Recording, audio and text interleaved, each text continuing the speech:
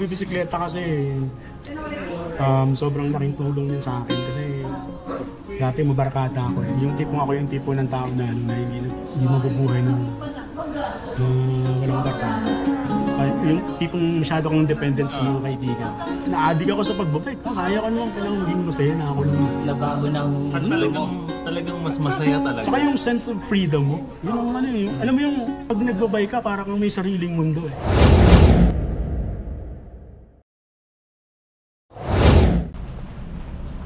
Alright, maulang hapon sa ride natin ngayon. When the skies are gray.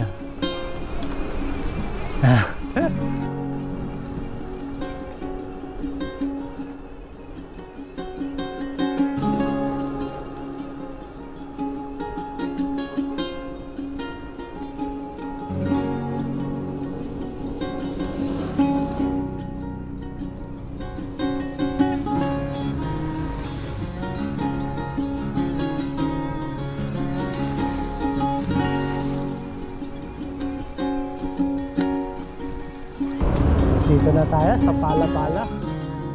Ikaw pala yun eh. Hindi mo ko nakilala? Yan, hindi kita nakilala.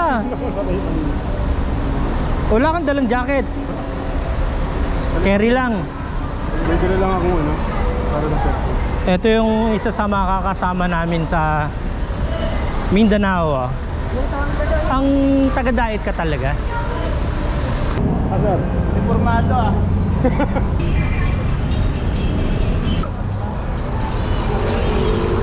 Hindi na ba natin? Alright. Oo, ako suot ko na eh. Nag-jacket lang ako eh. May kasama kaming bago ngayon, si Orson. Ito yung portion na traffic paakyat ng Tagaytay kasi one lane tapos ang lalim pa ng lubak doon. Pag nakarating ako rito parang naka 6 kilometers na. May kasama tayong dalawa sa likod.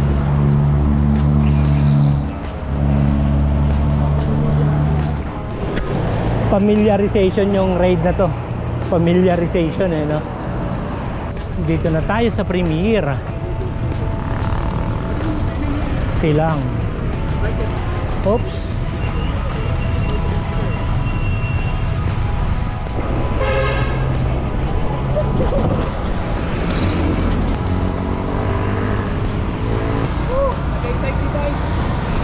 Kaya nga tagay na lang eh.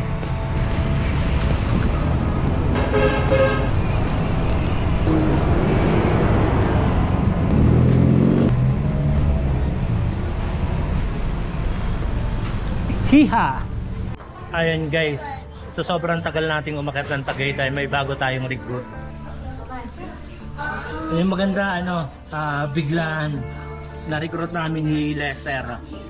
Sir, pakilala ka. Orson, Tito O na lang. Tito O, tawag sa amin. Tito O. Ibang recruit tong ginawa natin dito. Hindi Tagaytay ride.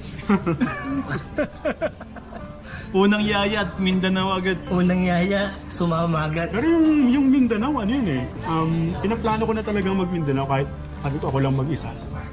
Tapos, nagano lang ako. Search lang ako sa Facebook, Mindanao.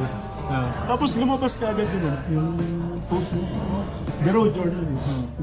Nung nakita ko yun, sabi ko, mukhang late na ako. Kasi di ba nilagay mo din yung kung laki ng registration.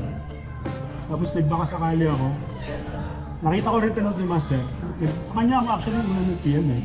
Di ba Master? Late ko na nabasa. Di ba pwede mo bang... Kala ka magkakilala kayo. Then nung parang din ako nag-attempt yung message. Sabi niya, sabit lang din ako dito. Tapos nakita ko ikaw yung parang...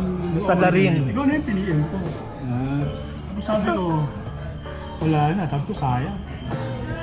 Tapos nagulat ako, bigla mo ako pinag. Balik ako. Ano GC to? Inad ko sa GC. Kasi nakita ko mukhang dito naman siyang sumali. Yung para bang hindi lang hindi yung may masabi lang, may makapag-inquire lang. Daming ganun eh. Kaya siya, naramdaman ko na gusto talaga sumali. Hindi, tsaka siguro tinignan mo din yung ko. Yung wall ko, nakita mo, puro bike na yun. Hindi, actually hindi ko tinignan. Sa chat lang ako nagbase. Sabi ko yung mga friends ko nga sa Facebook, umay na sa mga ano eh. Nung sa mga ano, post ko ba sa bike. Yung nakakaluwag-luwag na kami sa graduation, tsaka ako na lang pinagpupuntahan yung mga profile. Kung naman tinanong eh, di ba, kailan alis nyo? Yung detail sa ganitong ano, nung binigo ko na siya sa t-shirt, kasi nataniya na ako kay Ian mag-request ng additional. Eh, buti nung kinabukasan nag-reply si Ian. Eh di ka ako, kinonfirm ko agad sa'yo na pwede ko maghabol. Habang nung kinausap kita tungkol sa t-shirt, naghahanap na rin ako ng ano, kasi sabi mo pwede naman sumama kahit nga walang t-shirt. So naghanap na rin ako ng ano nun, sa Tugo, nag-booking na rin ako nun. Aga namin nag-book, di ba? 2.5 kayo, di ba? 1.7 mas mahal. 1.7 ko lang nakuha yun. Sir Noel, ano nga, nakakuha nga 1.5 eh. Mama, sir, ilang taon nang nagbabike?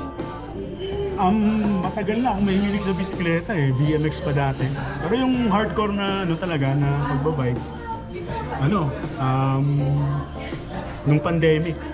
Oo, doon na yung Pero dati, saan ako nakaka- anong libangan?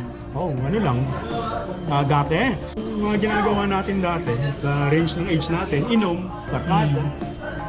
Pero nung Talagang kabataan nun. pero nung nag-pandemic kasi, ang dami nating realization eh. Alam mo yung bigla na lang magbabago yung ikot ng mundo. Tapos, hindi mo basta-basta pwedeng makasama yung mga kaibigan mo. So doon mo natutunan na na kailangan matuto ka rin sumaya na ikaw lang. Sa sarili mo talaga. So doon, nag-umpisa, ride, nagaytay, antipolo, mag-isa. Hindi pa yan yung bike ko dati, pa lang, yung N11 Tricks. 26er nga. So, inaahon ko yung Tagaytay, namumulikat ako eh. Sabi ko parang hindi na para sa akin tong na to, libangan na to. Kasi, di ba ang hirap pag namulikat ka? Yung pagbababa ka sa bisikleta, walang pakiramdam yung so, paano ka tutungtong sa lupa? Kung wala kang naramdaman, pwede kang matumba, di ba? So, nakakatakot kung wala kang matumba ka. Eh, paano kung matumba ka, tinulikat ka, matumba ka, tapos may kasunod kang sasakyan. Paano mo napaglabanan yon? Persistent kasi akong tao eh. Yung pag may gusto akong gawin, kahit mahirap, nagawa ko. Goal driven. Wala kang naging basihan o kumbaga naging ideal para magawa mo yung gusto mong gawin doon sa pagbibisikleta mo, sarili mo lang. Nung pandemic kasi, sa totoo lang, malaki din talaga yung impluwensya ng mga katulad nyo na nagpa-vlog natin. Na ang sarap palang mag-bike, nakikita mo kung saan-saan sila na lugar nakakarating, nagbibisikleta lang. Kaya naman pala na hindi ka namamasahe. So yun, nakita ko, sabi ko, baka kaya ko din yan. Dating ng panahon. Pero syempre, mag-uumpisa ka sa malalapit. So doon nag-umpisa, hanggang palayo na ng palayo. Hanggang napapansin ko na na kaya naman pala. Minsan nga kahit mag-isa. Dati maraming kasama. Pero nung bumalik sa normal, kailangan, kung gusto mo pa rin ipagpatuloy, kayanin mo mag-isa eh. Kasi maraming nawalan ng gana nung mga nawalan na ng mga kasama na mag-bike eh. Hindi, sa totoo, ang dami kong kaibigan na gano'n. Ang dami namin, ang sisip. Dati, ilang GC ako kasali, puro yan. Nalilito ka na kung sinong sasamahan mo, magkakatampuhan pa yan. Ngayon, mag-post yun, mag-aya ka ng ride. Puro sin zone na sila eh. Kasi bumalik na yung basketball. Yung mga normal na ginagawa nila. Tsaka bumalik na rin sa opisina, syempre.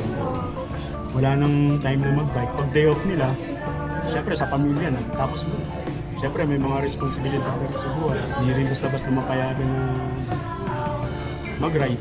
Lalo na kung matagal kang mawawala, ilang oras. O minsan, kailangan mo pang magpalipas ng gabi. Simula noon, nahihirapan na akong mataya ng kasama. So solo ride na lang ako. Okay, hindi naman pala.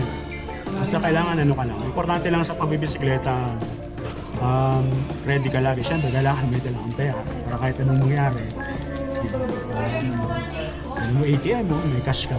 Tapos siyempre, importante rin yung kondisyon ng bike mo. Huwag mong papabayaan na yung kadena mo, laspag mo, pipilitin mo. So, talagang mag-i-invest ka para smooth yung ride mo. Tsaka hindi din naman ako ganun sa bisikleta. Mga basic lang din yung alam ko sa bisikleta. Kaya pagka mag-ride talaga ako ng mga pangmalayuan, talagang pinapacheck ko yan ng ayos. Kasi mahirap hassle Imbis na ma-enjoy mo yung ride. May bisikleta kasi sobrang laking tulong yun sa akin kasi dati mabarkada ako Yung tipong ako yung tipo ng tao na hindi mabubuhay na walang barkada. Yung tipong masyado kong dependent sa mga kaibigan. Parang naaliw ko mo siya doon sa kasiyahan na may kausap. Yung na-addict ako sa pagbabike. Kaya ko naman palang maging masaya na ako lang. Nabago ng At talagang mas masaya talaga. Saka yung sense of freedom mo. Yung alam mo yung totoo yan yung parang pag nagbabike ka, parang may sariling mundo Tapos ako, may hilig pa ako nun. Nagdala ko ng earphones. Pero hinihinaan ko rin kasi minsan narinig din sa likod. Yung enough lang para may marinig mo siya, pero narinig mo. Pero yun, parang hindi mo napapansin. 100 kilometro na pinapadyak mo. Totoo.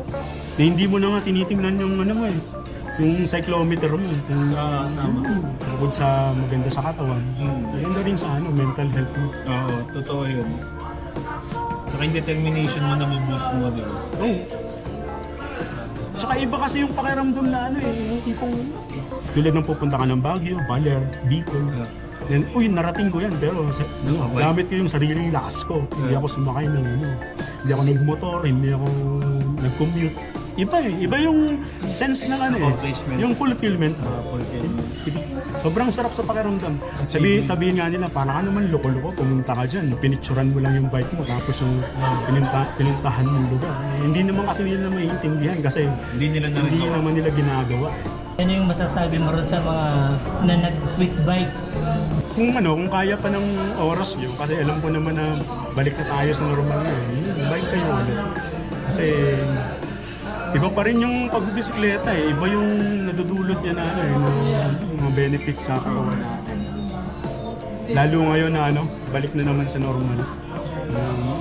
Stressful na naman yung environment, traffic, lahat. So, kailangan may outlet tayo para makapag-detoxify kasi masyadong toxic yung mundo